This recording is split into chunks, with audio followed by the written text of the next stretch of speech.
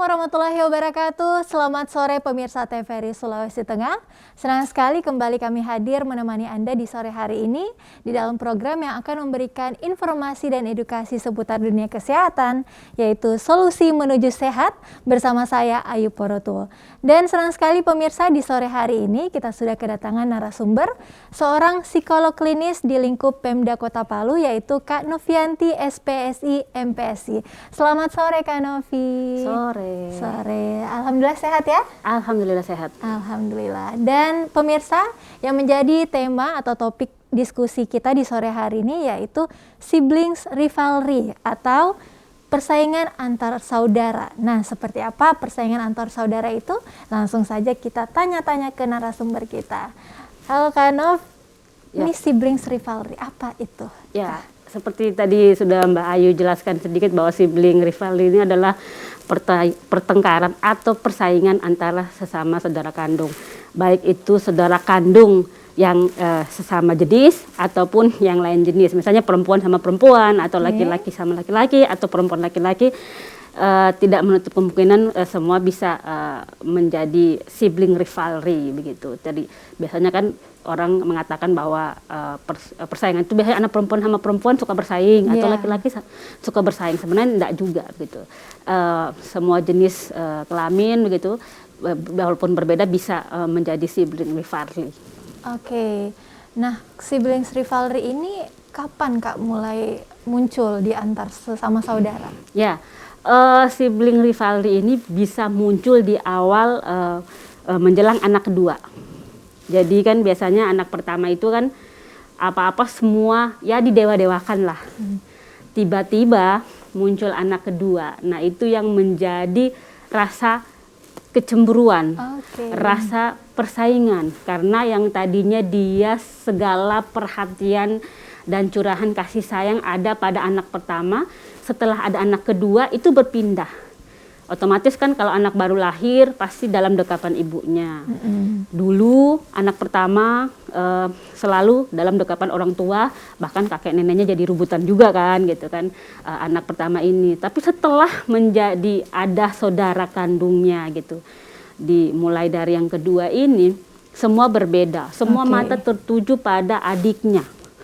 Tidak lagi pada diri pribadi kakaknya itu, sehingga dari situ sudah mulai muncul benih-benih merasa cemburu atau persaingan, sehingga ketika itu muncul banyak tindakan-tindakan yang dilakukan oleh anak tersebut, anak pertama tersebut untuk mencari perhatian seperti itu. Oke, kalau begitu erat kaitannya dengan kecemburuan ya, Kak Nov. Lantas apa sih sebenarnya yang menjadi penyebab siblings rivalry ini, Kak? Baik, seperti yang saya katakan tadi ya, salah satu penyebabnya adalah timbulnya anak kedua gitu. Ketika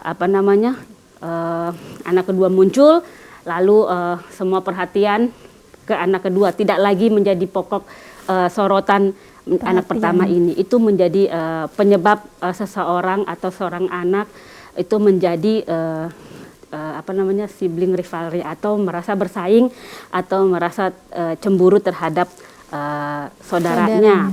Yang kedua adalah mencoba mendefinisikan siapa dirinya. Nah, kadang-kadang anak itu begini, orang tua seringnya menyamaratakan antara anak satu dengan anak yang lain. Padahal setiap anak itu berbeda dan unik. Namun seringnya anak itu harus misalnya begini, kamu kok adik pintar matematika, kakak kok enggak gitu loh. Nah, padahal mungkin kakaknya itu kecerdasannya di kinestetik gitu, di gerak, atau mungkin di arts, atau mungkin di musik gitu loh, tidak sama seperti adiknya. Nah, inilah yang membuat kadang-kadang faktor penyebab seorang anak itu menjadi cemburu terhadap saudaranya karena merasa kemampuan dirinya tidak dihargai seperti kemampuan oleh adiknya begitu. Terus yang lainnya adalah menyebabkan kenapa seorang menjadi sibling rivalry adalah respon orang tua yang tidak seimbang terhadap anaknya. Saya kasih contoh begini, misalnya Anaknya yang satu ketika panggil mamanya, mama, iya sayang, anak mama, kamu lucu, sini sayang gitu. Terus kalau kakaknya manggil, mama gitu, apa gitu. Dijawab judes ya. Itu sebenarnya respon yang bisa menyebabkan faktor-faktor yang menyebabkan seseorang anak menjadi jealous sama saudaranya. Kok perlakuan orang tua saya sama adik saya ketika memanggil mamahnya berbeda gitu loh. Kok responnya berbeda, kok tingkah lakunya berbeda. Apa bedanya dengan saya? Saya juga anak loh. Nah, seperti itu. Betul. Terus yang lainnya adalah anak dalam tahap perkembangan. Maksudnya begini, paling banyak seorang anak itu bertengkar atau merasa jealous sama saudaranya itu adalah di usia anak-anak bermain. Terus sama remaja, tapi remajanya remaja awal, jadi sekitar 12 sampai 15 tahun. Kenapa? Kalau di anak-anak itu biasanya kan yang dipertengkarkan itu perhatian orang tua, itu yang pertama. Yang kedua adalah mainan, gitu kan. Misalnya mainan satu, adik punya mainan yang satu, terus kakaknya punya mainan lain gitu. Terus karena berbeda, terus jadi jealous. Biasanya kan orang tua suka membelikan permainan yang berbeda supaya gitu bisa saling pinjem. Tapi bisa memang tujuannya baik, tapi bahannya itu jadi menjadi jealous gitu loh. Jadi, nah itu hal-hal yang akhirnya anak-anak itu rebutan mainan itu yang menjadi pertengkaran. Terus kalau di masa-masa remaja itu biasanya tentang perhatian orang tua, persaingannya, atau kalau tidak banding-bandingin itu. Kok kakakmu lebih pintar gitu. Adik kok lebih pintar matematika daripada kamu. Kamu harus seperti adik dong. Nah itu biasanya terjadi di masa-masa perkembangan. Usia remaja cukup membekas. Iya, usia anak sampai remaja yang sering terjadi persaingan dalam persaudaraan itu. Terus dinamika keluarga. Salah satunya juga yang mempengaruhi adalah dinamika keluarga. Maksudnya dinamika keluarga itu begini. Anak melapor, misalnya adiknya melapor, mah, kakak tadi di sekolah nakal gitu kan, anaknya melapor. Nah, tanpa disadari orang tua itu selalu dengan laporan itu terus bersikap berbeda terhadap anaknya. Belum ditanya dulu kenapa bisa melakukan itu atau apa yang menyebabkan itu. Terus karena laporan tersebut dari adik, terus orang tua langsung bersikap berbeda terhadap laporan tadi terhadap kakaknya. Itu juga membuat anak yang pertama menjadi jengkel sama saudaranya kan.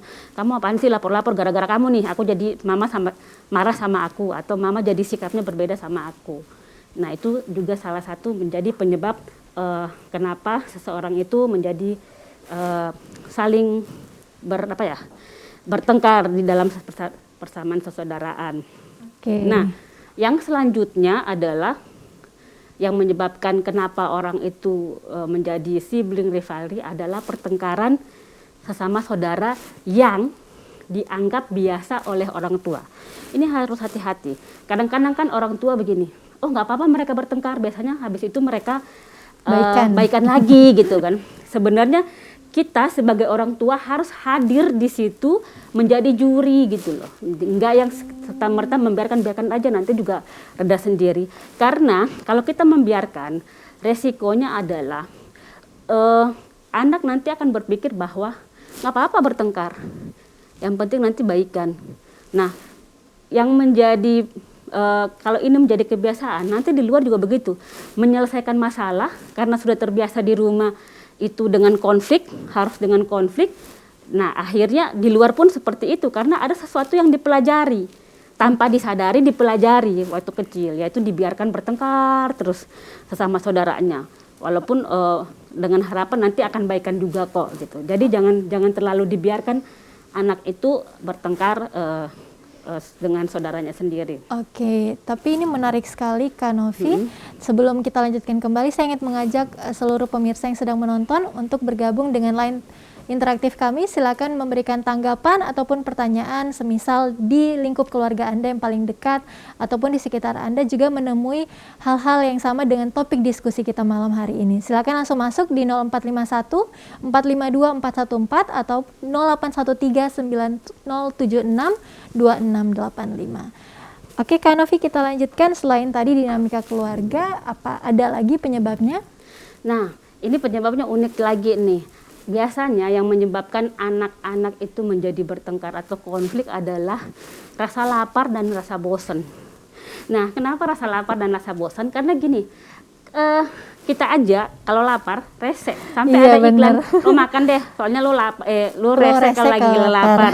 Nah, anak-anak juga begitu. Jadi dia kadang-kadang kan anak-anak itu tidak tahu, misalnya kalau dia lapar atau dia bosen, dia itu nggak tahu gitu loh, bagaimana caranya untuk mengungkapkan bahwa dia lapar atau dia bosan, sehingga dia yang dilakukan adalah mengganggu saudaranya, Oke. menimbulkan konflik untuk mencari perhatian terhadap orang tuanya, dan hal ini anak menganggap bahwa akhirnya nanti orang tua akan memperhatikan dan bisa memahami bahwa dia sedang lapar atau sedang bosan begitu. Jadi seperti itu. Dan ada juga penyebab anak-anak itu menjadi sibling rivalry adalah stres orang tua. Jadi begini, ketika orang tua stres, otomatis perhatian perhatian orang tua ke anak itu berkurang. Karena orang tua fokus terhadap anaknya. Nah, ketika anak ingin mencari perhatian, yang dia lakukan ada apa gitu, begitu, adalah mengganggu satu sama lain. Seperti itu selalu. Dia pasti gimana caranya ya, pokoknya bagaimana caranya orang tua perhatikan ke kita gitu. Atau malah sebaliknya, stres anak. Misalnya anak terlalu ditekan untuk, ayo kamu jam segini bobo siang, ayo kamu jam segini harus sudah makan, ayo kamu harus begini, kamu harus begitu. Akhirnya menimbulkan stres pada anak. Nah, itu yang akhirnya terus anak melihat kok kakaknya nggak begituin. Mungkin kalau kakaknya sudah lebih gede, tidak digitukan, kok aku saja yang dibuat seperti ini, kok kakak tidak. Nah, itu sudah juga salah satu yang membuat akhirnya sibling rivalry atau kecemburuan atau pertengkaran sesama saudara. Dan ini memang kelihatannya sepele. Sibling rivalry-nya itu waktu masih kecil. Tetapi kalau ini tidak diatasi, itu bisa berdampak sampai besarnya nanti. Jadi ada kecemburuan dan itu tidak diselesaikan pada saat waktu masih kecil. Itu perasaan cemburu itu atau perasaan jealous itu akan dibawa sampai besar nanti kalau memang tidak dituntaskan, seperti itu. Oke, setelah berarti memang dampak dari psikologi orang tua dan lingkup di dalam rumah itu sangat mempengaruhi faktor penyebab siblings rivalry itu ada antar saudara ya, Kak Nov. Selanjutnya apa, masih ada lagi penyebab lain? Nah, itu tadi sudah 9 dari faktor-faktor yang menyebabkan seorang anak itu menjadi sibling rivalry. Oke, tapi tadi menarik sekali tadi Kak Nov, kita kembali mundur sedikit. Berbicara tentang umur ya, mulai ada kecemburuan seperti itu antara kok kakak saya lebih banyak perhatiannya, kok adik saya terlalu dimanja kayak gitu ya. Apakah kesadaran kecemburuan itu muncul di masa anak-anak remaja, apakah dari mungkin balita itu sudah tercipta? Ya, masih kecil. Saya ingat sekali ya, anak saya waktu itu umurnya 3 tahun, bawah 5 tahun ya, balita bawah 5 tahun ya. Terus lahirlah adiknya gitu. Itu dia ngelihat saya gendong adiknya itu, dia minta digendong juga gitu. Anak saya itu minta digendong juga. Pokoknya dia minta, padahal waktu itu saya sesar gitu.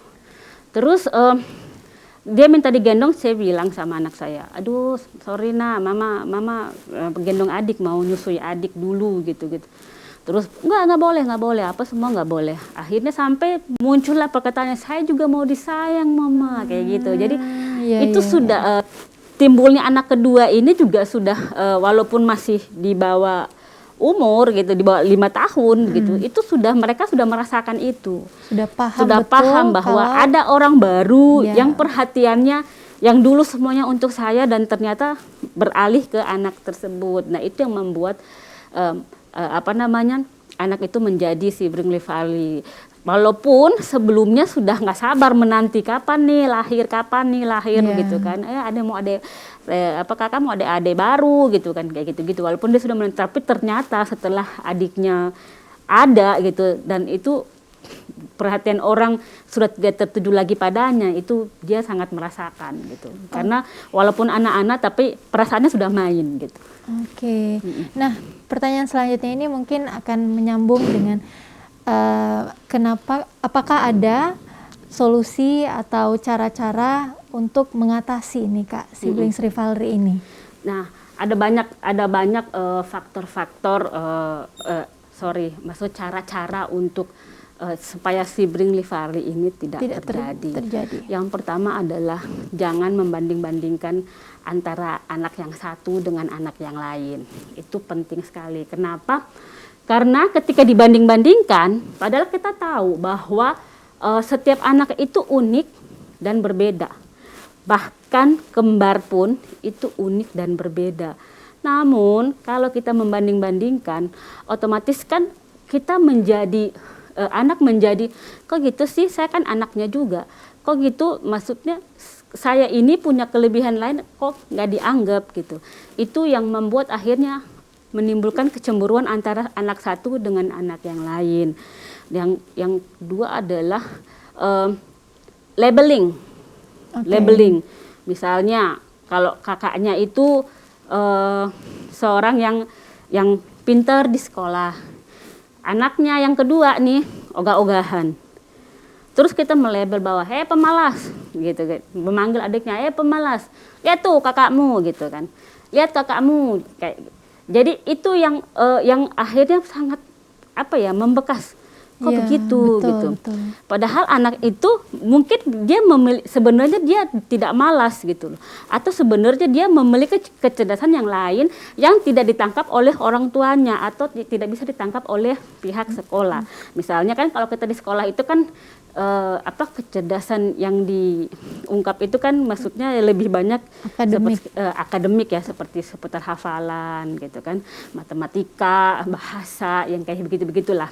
Sedangkan kalau untuk art, musik itu kan tidak atau olahraga itu kan mungkin tidak terlalu bukan dihargai sih, tapi tidak terlalu dieksplor di dalam di sekolah itu gitu. Kecuali kalau sekolah-sekolah khusus. Dan bisa jadi anak ini kecerdasannya di situ, tetapi karena ya sistem sekolah kita belum mengakomodir itu, akhirnya anak yang satu ini kelihatan tidak semaksimal anak yang lain atau seperti kakaknya, yang itu akhirnya menjadikan labeling atau maksudnya jadi anak malas atau apa begitu. Nah itu bisa menyebabkan sibling terhadap sibling rivalry terhadap sesama saudara gitu.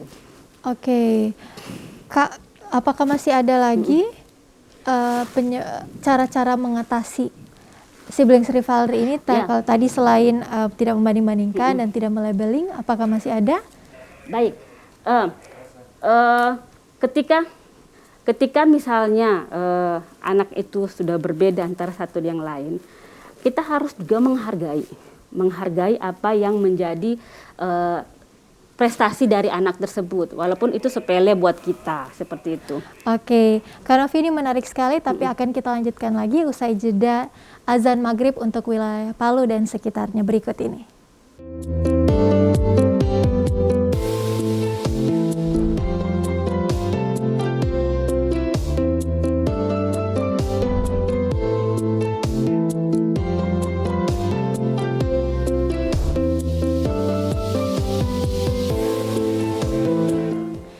Terima kasih pemirsa, Anda masih menyaksikan Solusi Menuju Sehat bersama narasumber kita, Kak Novianti SPSI, MPSI Psikolog Klinis di lingkup pemerintah daerah Kota Palu. Dan pemirsa, kami ingatkan kembali jika Anda memiliki pertanyaan mengenai topik diskusi kita di malam hari ini, yaitu mengenai siblings rivalry atau persaingan dan ataupun pertikaian antar saudara, silakan langsung masuk di telepon interaktif kami yang sudah tertera di layar TV Anda.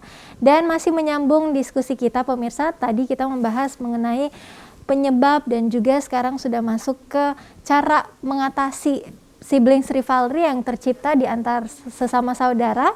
Tadi menyebutkan tidak membanding-bandingkan, sebaiknya orang tua tidak membanding-bandingkan dan juga tidak melabel setiap anak. Apakah ada cara-cara lain lagi, Kak Novi? Baik, ajarkan anak untuk bekerja sama, itu salah satunya. Jadi ajarkan kerjasama itu seperti ini. Kasih contoh, tolong ambilkan mainan di sebelah sana, kakak dengan adik. Tapi ajarkan untuk mengambil bersama-sama, bukan ayo siapa yang lebih cepat, tetapi ambil bersama-sama. Supaya mainan itu lebih cepat diambil gitu, atau lebih cepat diberesin. Jadi itu kan sebenarnya mengajarkan anak-anak untuk tidak bersaing, tetapi malah untuk bekerja sama untuk mencapai sesuatu. Secara tidak sadar kita sedang mengajarkan itu. Itu salah satu adalah cara untuk anak agar tidak sibling rivalry itu. Yang selanjutnya adalah perhatikan kapan anak itu mengalami sibling rivalry atau pertengkaran atau cemburuan. Apakah pada saat mau tidur atau pada saat makan atau apa gitu. Penting kita perhatikan supaya kita tahu nih kenapa anak itu menjadi sibling rivalry. Misalnya pada saat mau tidur, ini anak kok kalau tidur bertengkar terus atau kok pukul-pukulan terus, ternyata rebutan selimut gitu. Kenapa rebutan selimut? Ternyata selimutnya cuma satu gitu. Jadi kan rebutan gitu akhirnya. Nah, kita juga perlu tahu juga supaya tidak salah dalam menjudge anak-anak gitu. Atau pada saat lapar mereka bertengkar, atau pada saat makan gitu, pada saat makan terus anak-anak bertengkar. Bisa saja menu atau yang makanan yang disajikan mereka tidak suka, atau sehingga mereka merasa bosan dan akhirnya karena tidak mau makan tapi tidak tahu bagaimana caranya mengungkapkan, sehingga terjadilah sibling rivalry itu. Gitu Mbak. Masih ada lagi Kak Novi? Cukup. Yep. Oke, ini pertanyaan terkait ini ya, cara mengatasi. Tadi di awal Kak Novi menyebutkan kalau biasanya nih contohnya orang tua sering membelikan anak mainan atau mungkin snack yang berbeda, tujuannya buat sharing gitu kan, biar bisa dipinjam atau berbagi, tidak membeli hal yang sama dengan jumlah 2 kali lipatnya. Nah, tapi kemudian jadi pertikaian antar saudara. Apakah bisa menjadi salah satu alternatif atau cara mengatasi, yaitu dengan membelikan mainan atau snack itu selalu yang serupa? Nah, biasa juga karena ada juga orang tua yang daripada berantem udah beli yang sama. Ya nggak apa-apa sih kalau memang itu anaknya mau sama-sama, itu juga nggak apa-apa. Biasanya kan anak-anak itu gini, yang ini mau, yang itu mau gitu. Semuanya itu giliran yang walaupun dia nggak mau, tapi kalau itu punya saudaranya, bagaimana caranya dia pengen merebut, karena sudah ada sifat sibling rivalry itu. Nah, disitulah peran orang tua untuk meminimalisir supaya tidak terjadi sibling rivalry itu atau pertengkaran terhadap anak. Misalnya membelikan makanan atau permainan yang berbeda. Ketika membelikan itu anak-anaknya dua-duanya ada kan misalnya gitu. Ini mama beli ini mau gitu. Mau gitu. Yang ini mau enggak? Ini mau juga. Nah, ini mama nggak bisa beli dua-duanya nih, harus milih. Kamu milihnya yang mana? Jadi mereka sudah diajak untuk saling berdiskusi antar satu dengan yang lainnya. Tapi nanti kalau ini yang mau siapa? Kakak gitu. Ini yang mau siapa? Adik. Nah, ini berbeda nanti bertengkar. Nanti pinjam-pinjaman ya. Kalau maksudnya kakak bosan main ini, pinjam punya adik gitu. Tapi izin dulu ya gitu. Jadi kita sudah mengajarkan nih bahwa kalau ini punya orang lain kita harus minta izin. Sebenarnya di situ sudah mengedukasi juga gitu. Iya, dan secara tidak langsung menanamkan itu ya, sifat-sifat bekerja sama dan menentukan pilihan sejak kecil. Iya, sudah bisa menentukan pilihan dan berempati terhadap orang lain. Maksudnya ketika kita tidak punya, kita bisa pinjamkan gitu. Dengan kita bisa sharing sama saudara kita seperti itu. Malah mengajarkan nilai empati. Nah, berbicara tentang nilai empati di anak-anak ini Kak Nov, biasanya kalau umur 6 di bawah 5 tahun lah ya, balita begitu, kemudian lahirlah si Dede, masih bayi. Mungkin anak balita apakah memang sudah paham? Tadi Kak Novi jelaskan di awal, biasanya sudah mulai cemburu nih, kok dedenya digendong seperti itu. Nah, bagaimana cara orang tua kemudian mengajarkan ke anak yang masih dalam kategori balita tadi bahwa oh ini adik kamu harus disayang, harus Jadi begini, kita selalu menuntut anak, adik ini adik kamu juga harus disayang, harus begini. Kita lupa loh, dia itu kayak gitu mau ngapain, minta diperhatiin juga kan. Seharusnya bukan kita gituin, tetapi sini anak mama sini. Jadi sama-sama dipeluk, tetapi nggak harus dua yang digendong karena kita juga kan posisi. Jadi yakinkan anak itu bahwa dia juga disayang, bukan dituntut untuk menyayangi adiknya. Oke. Itulah yang menjadi pertengkaran kedua anak. Karena satu dipaksa untuk sayang ke yang satunya. Nah, Yes, itu betul. malah menambah kebencian terhadap adiknya tersebut gitu loh. Kalau kita melakukan hal seperti itu, ini adikmu harus disayang. Enggak, dia nggak mana ngerti ini adik harus sayang. Gara-gara dia gitu loh, saya jadi kurang perhatian. Iya, Sehingga iya. dia kan anak itu kan sifatnya kompulsif. Apa yang dirasakan itu yang dilakukan. Ketika dia tidak nyaman, dia akan ngamuk, atau ketika dia tidak nyaman dia akan menangis atau melakukan sesuatu yang karena anak-anak itu belum bisa mengungkapkan apa yang dia rasa, sehingga dia berbuat ulah gitu loh. Oke. Untuk supaya orang tua tahu apa yang dia rasa gitu. Sehingga dia buat juga seperti itu, tetapi kadang-kadang kita sebagai orang tua nggak peka gitu loh. Kiranya ini anak rewel, lagi nakal atau apa, tapi sebenarnya itu cara dia untuk merebut perhatian kita. Jadi jangan paksakan dia untuk menyayangi adik itu, tapi rangkul juga dia, sayangi juga dia. Terus misalnya gini, ayo kita itu dede, ayo sama-sama kita peluk yuk gitu. Kayak gitu harusnya. Bukan ini ada yang mau disayang ya, sebentar kalau nggak ada orang tuanya dipukul udah. Pasti begitu. Tapi kalau kita mengajarkan ini sama-sama disayang ya, adik kakak duduk sini, mama aja yang gendong ya, karena masih kecil nih adiknya gitu. Itu malah, saya disayang juga. Jadi malah kita sama-sama gitu loh. Kita jaga adik ya, sama-sama ya gitu. Berarti jadi memang seperti itu. Paling penting itu adalah komunikasi kita ke anak yang masih balita itu seperti apa ya Kak Novia? Oke, ini menarik sekali nih. Mungkin pemirsa di rumah juga memiliki anak balita atau mungkin anak remaja yang menurut Kak Novi tadi di awal sudah dijelaskan bahwa di masa-masa ini sering muncul siblings rivaldi. Silakan langsung masuk di telepon interaktif kita di 0451 452 414. Silakan langsung melihat layar TV Anda. Silakan langsung menghubungi nomor yang tertera. Lanjut lagi Kak Nov, ini menarik sekali buat saya karena saya adalah anak bungsu. Biasanya anak bungsu ini yang justru dijalasin, dicemburuin lah sama kakak-kakaknya. Akhirnya kami yang bungsu mungkin agak kurang peka kalau kakak-kakak itu pernah cemburu atau apa begitu. Apakah memang ini wajar terjadi Kak Nov? Sebenarnya ada rasa cemburu antara satu dengan orang lain itu biasa terjadi. Tetapi yang harus kita lakukan adalah sebagai orang tua meminimalisir dampak dari kecemburuan itu. Karena rasa cemburu itu muncul karena perlakuan tidak adil dari orang tua. Adil itu bukan berarti sama loh. Adil itu bukan berarti sama. Misalnya anak umur 17 tahun sama anak 5 tahun uang jajannya harus sama. Misalnya 10.000, adik yang 10.000 yang masih kelas 5 SD misalnya 10.000, yang sudah kelas 3 SMA 10.000, itu bukan adil. Justru malah itu nggak adil. Adil itu bukan masalah jumlahnya atau apanya, tetapi adil versinya dia gitu loh. Dalam arti begini, otomatis kalau anak SMA uang jajannya harus lebih dong, mungkin 25.000 gitu, disesuaikan juga harga-harga makanan di sekitar sekolah itu gitu kan. Dan adiknya kan masih kecil, terus pulangnya lebih cepat jadi kan lebih 10.000 cukup lah ya gitu. Misalnya seperti itu. Jadi bukan berarti adil itu harus sama, itu harus dibedakan gitu.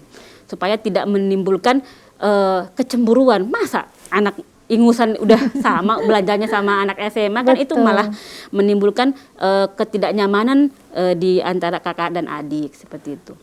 Lantas kemudian bagaimana kan cara orang tua untuk menyampaikan adil ke anak-anaknya?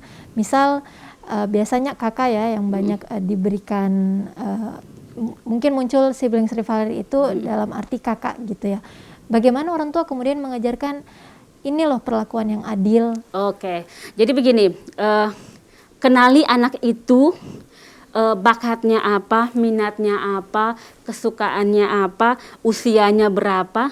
Nah, dicocokkan dengan apa yang menjadi kebutuhannya. Dengan anak yang lainnya berbeda.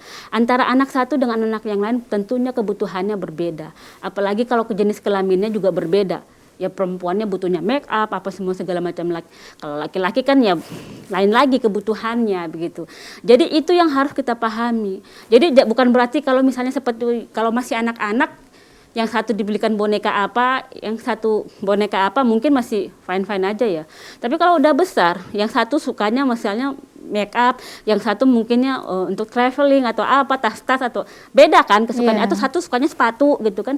Nah itu harus kita mengenali anak kita itu sukanya apa, atau pelajaran yang dia sukanya itu apa. Nah jadi semua dipenuhi kebutuhannya, tapi kebutuhan yang dibutuhkan oleh masing-masing anak. Bukan yang satu les matematika, yang satu juga harus les matematika. Ya siapa tahu dia ingin les musik gitu kan. Jadi sama-sama dileskan tetapi sesuai kebutuhan. Itu yang harus diperhatikan oleh oleh orang tua terhadap anaknya agar tidak menimbulkan kecemburuan. Jangan sampai begini, orang tuanya pengen anaknya untuk menjadi dokter gitu, dimasukin semua di kelas IPA gitu, harus les ini, padahal mungkin anaknya mau jadi pemusik kok, nggak mau jadi dokter gitu, tapi dipaksakan untuk itu, membuat anak-anak menjadi kenapa saya harus disamakan dengan dia gitu, sedangkan saya berbeda gitu. Itu yang akhirnya menimbulkan nanti pembangkangan di lain hari gitu, ketika dia sudah bisa melawan gitu, ketika dia sudah bisa membantah, dia akan melakukan. Dan kalaupun dia tidak bisa membantah, dia akan melakukan dari hal-hal yang lain, misalnya bolos atau hal yang lain lah, yang maksudnya orang tuanya pasti nggak nyaman dengan apa yang dia lakukan begitu. Oke, berarti sangat penting untuk orang tua untuk mengenali sifat, potensi dari anak-anak. Jadi bakat minat anak itu untuk agar anak merasa mereka diperlakukan adil. Adil bukan berarti sama ya, tetapi diberikan fasilitas yang mereka butuhkan, atau diberikan semacam hal-hal yang mereka itu sangat-sangat inginkan dan butuhkan begitu. Bukan kemauan orang tua, bukan keinginan orang tua, tapi kebutuhan dari si anak yang harus lebih diperhatikan. Nah Kak Novi, tentang mengenali anak nih, biasanya ada tipe anak yang aktif, ada yang hiperaktif. Misal, ketika punya dua anak nih yang aktif sama hiperaktif, tentu cara orang tua menyayangi dan memperlakukan kan berbeda. Biasanya saudaranya yang aktif ini kadang tidak paham kenapa orang tuanya memperlakukan saudaranya yang mungkin hiperaktif seperti itu. Bagaimana kemudian memahamkan si saudara yang satunya tadi ini agar tidak timbul kecemburuan dalam persaudaraan? Ya, jadi biasanya begini, untuk anak kan kalau hiperaktif itu berarti kan anak berkebutuhan khusus gitu ya. Dalam arti tanda petik karena terlalu aktifnya. Tapi yang harus diketahui dari orang tuanya adalah hiperaktif itu apa dulu gitu. Jangan sampai anak cuma hanya aktif kesana kemari apa semua segala macam udah dibilang hiperaktif. Biasanya anak-anak itu kalau anak-anak di bawah umur hiperaktif itu dia misalnya lari-lari nabrak gitu. Lari ke sana nabrak. Nah, biasanya seperti itu. Jadi dia lari ke sana kemari tanpa tujuan. Tetapi kalau anak aktif lari ke sana panjat sini karena dia mungkin ambil buah atau mau apa. Jadi ada tujuannya, atau lari ke sana buka kulkas ambil minum. Nah, kayak gitu-gitu berarti kan ada tujuannya. Itu aktif. Tetapi kalau hiperaktif itu aktifnya itu tidak terkendali dan biasanya tanpa tujuan, pokoknya aktif gerak aja kayak gitu-gitu. Nah itu yang harus dibedakan. Nah kalau sudah hiperaktif berarti memang perlu juga bimbingan dari tenaga ahli untuk bagaimana, dan bukan hanya bimbingan saja, sekolahnya juga harus berbeda gitu, agar mendapat perlakuan yang pas atau treatment yang pas. Jangan sampai disekolahkan di sekolah yang umum yang akhirnya anak itu terlihat beda sendiri. Nah itu yang akhirnya membuat dia sangat lebih tertekan lagi. Kenapa? Karena kenapa saya berbeda? Kenapa orang menertawakan saya? Atau kenapa orang mengatakan saya nakal gitu? Nah itu yang tidak dipahami oleh orang lain. Makanya perlu untuk orang tua yang anaknya berkebutuhan khusus untuk memperhatikan itu juga salah satu dari perbuatan yang membuat orang tidak menjadi saingan antara satu dengan yang lain. Karena apa? Dipenuhi kebutuhannya. Nah, kalau anak yang hiperaktif itu harus sekolahkan di tempat yang memang khusus untuk supaya segala emosi, segala tindak tanduk geraknya itu terukur dan diterima oleh komunitasnya begitu, dan tidak dianggap lain sendiri. Sedangkan anak yang aktif ini ya juga diberikan pengertian bahwa memang misalnya saudaramu seperti itu jadi kita harus kayak begitu, itu boleh kita jelaskan begitu. Tetapi jangan juga dipaksa dia untuk mengerti. Nah kakak itu begini, nanti jadi dijelaskan gitu, dijelaskan bahwa kebutuhannya seperti ini sehingga anak mengerti. Tetapi jangan kita paksa dia untuk memahami kakaknya dan harus mengalah terhadap kakaknya, nggak bisa begitu juga. Biarkan dia memutuskan untuk dia harus seperti apa. Kalau itu di anak-anak begitu, karena dia memang kadang-kadang belum paham dengan apa yang harus dia lakukan seperti itu. Biasanya yang banyak ditemui kendala di fase itu ya, karena anak-anak belum paham saudaranya seperti ini ataupun kakaknya seperti itu. Oke, ini sangat menarik sekali nih Kanov. Soalnya mungkin ini pasti jadi masalah yang sering kita temui ya dari semenjak anak-anak bahkan sampai usia dewasa ini Kanov. Perang dingin mungkin sekarang namanya ya kalau sudah dewasa. Kalau masih kecil itu siblings rivalry begitu terlihat. Nah, apakah ada siblings rivalry yang sehat nih Kak? Ya, baik, sibling rivalry yang sehat seperti yang saya katakan tadi. Jadi ketika misalnya orang tua tidak membuat perlombaan terhadap anaknya, tidak membanding-bandingkan terhadap anaknya. Berbeda itu biasa, hal biasa. Misalnya begini, yang sehat itu adik misalnya juara matematika gitu kan.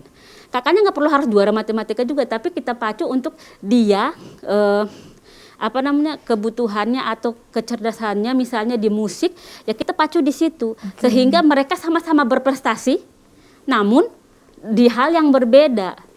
Jadi tidak perlu seperti saya bilang tadi, karena individu itu unik gitu dan kecerdasannya juga masing-masing.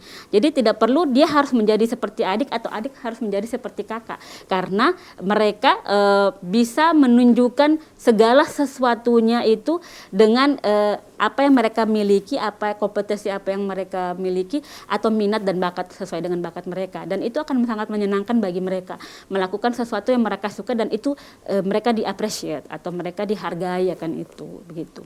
Oke, berarti penting untuk kembali lagi tadi ya, mengenali apa kebutuhan anak, apa lebihnya anak, bakat apa yang anak miliki. Tapi Kak, pada kenyataannya kan biasanya nih orang tua itu punya ekspektasi terhadap anak. Lantas apakah ekspektasi orang tua itu harus terpenuhi? Nah itu yang sering salah gitu loh. Harapan orang tua terlalu tinggi, tetapi tidak dibarengi dengan melihat kemampuan anaknya. Bukan berarti anaknya tidak mampu, tapi sama nggak ekspektasi atau harapan orang tua terhadap anaknya. Misalnya dulu, zaman dulu ya, orang tua pengennya anaknya jadi dokter gitu kan. Iya betul. Sedangkan mungkin anak itu cerdasnya itu mungkin di kalau dulu itu kita ke IPA, IPS gitu. Nggak bisa dia masuk IPA gitu kan. Dia bisanya masuk IPS. Itu kan dari situ sudah istilahnya udah salah satu untuk keinginan jadi dokter udah bukan gagal juga sih, tapi kan biasanya kalau untuk orang mau masuk ke dokteran kan ini di situ orang tua sangat ekspektasinya tinggi, tadi langsung jadi buyar. Nah beban-beban itu diberikan ke anak gitu loh, sehingga anak menjadi aduh, saya kok tidak bisa membanggakan orang tua, saya kok tidak bisa membanggakan orang tua, saya kok tidak sepintar yang orang tua inginkan. Nah hal-hal itu yang akhirnya menjadi anak menjadi down, dan itu berbahaya sekali untuk anak ketika dia tidak bisa move on dari situ, karena seolah-olah dia menjadi anak yang tidak patuh gitu ya, atau gagal terhadap apa yang menjadi ekspektasi orang tuanya. Sehingga perlu sekali orang tua apapun yang menjadi keputusan anak itu harus dihargai, harus dilihat sesuai tidak dengan kemampuan atau kecerdasannya dia. Kalau tidak sesuai jangan dipaksakan, karena itu akan menyiksa, sangat-sangat menyiksa terhadap anak tersebut begitu. Betul. Kayaknya memang ini jadi masalah begitu banyak ya dialami sama orang Indonesia, apalagi kita yang beda zaman nih ceritanya karena dengan orang tua. begitu terasa sekali ekspektasi dan juga keinginan orang tua. Biasa bahkan bukan hanya dibandingkan dengan saudara nih zaman sekarang, dibandingkan dengan anak tetangga juga sekarang nih kan. Aduh. Tapi dari dulu sebenarnya dari dulu itu selalu orang tua itu membandingkan kita. Kamu kok tidur terus? Itu loh anaknya itu loh gini. Itu sudah sering terjadi. Nah, tapi kalau mungkin kalau dibandingkan dengan tetangga, anak masih cuek ya. Iya. Tapi kalau dibandingkan dengan saudara itu sesuatu yang anak-anak itu kurang bisa terima. Karena apa? Satu rumah sama-sama mungkin hidupnya lama di situ dengan adiknya, dan itu didengungkan terus. Itu kan jadi kayak mau meledak. Dan sering saya ketemu sama klien yang udah besar, udah tua, udah punya anak. Terus ketika kenapa hidup saya selalu bermasalah? Kenapa hidup saya selalu berkonflik?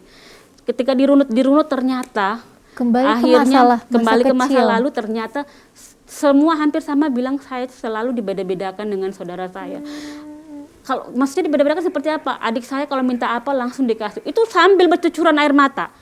Jadi itu permasalahan yang belum selesai begitu, sampai dibawa sampai besar, sampai sudah punya anak lagi gitu. Oke, berarti memang ini hampir begitu banyak dirasakan oleh masyarakat Indonesia ya Kak Nov. Oke Kak Novi, terakhir apa pesan dan kesimpulan dari topik diskusi kita mengenai siblings rivalry malam hari ini? Baik, sibling rivalry adalah pertengkaran atau persaingan antara sesama saudara kandung. Itu biasa terjadi, tetapi yang harus kita cermati adalah bagaimana meminimalisir dengan cara jangan membanding-bandingkan, jangan melabel anak, jangan kita paksakan apa yang menjadi kehendak kita terhadap anak. Hargai mereka, sayangi mereka, perhatikan mereka, dan berikan sentuhan yang paling lembut. Itu akan membuat anak merasa disayangi, dicintai, dan itu akan menumbuh kembangkan kepribadian yang baik untuk anak itu. Gitu Mbak Ayu. Oke, terima kasih Kak Novi selaku psikolog klinis dan juga narasumber kita di topik siblings rivalry atau pertengkaran maupun persaingan antar saudara di malam hari ini. Pemirsa, pesan dari Kak Novi, sayangi anak dan cintai anak kita agar tidak timbul persaingan yang tidak sehat antar saudara. Terima kasih untuk Anda yang sudah menyaksikan. Saksikan terus Solusi Menuju Sehat setiap hari Senin pukul 6 sore waktu Indonesia Tengah. Mewakili seluruh kerabat kerja yang bertugas, saya Ayu Parotua pamit undur diri. Wassalamualaikum warahmatullahi wabarakatuh. Sampai jumpa.